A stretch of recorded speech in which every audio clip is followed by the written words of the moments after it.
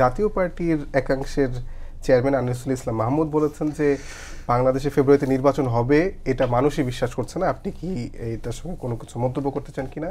মন্তব্য করতে চাই, শুধু মানুষ বিশ্বাস, উনি ঠিকই বলেছেন, কোনো মানুষ বিশ্বাস করছে না।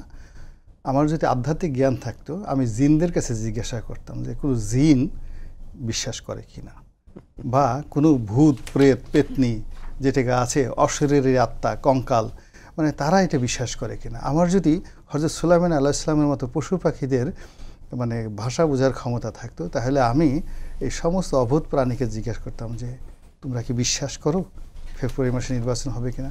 আমি যদি স্যার জগদীশ চন্দ্র সেনের মতো গাছের ভাষা বুঝতে পারতাম, যন্ত্র থাকতো, আমি একটা বট গাছের কাছে জিজ্ঞাসা করতাম, ওহে বট গাছ তুমি কি বলতে পারো ডক্টর মোহাম্মদ ইউনূস যে ফেব্রুয়ারি মাসে নির্বাচন দিবে, তুমি কি বিশ্বাস করো কিনা। ধন্যবাদ।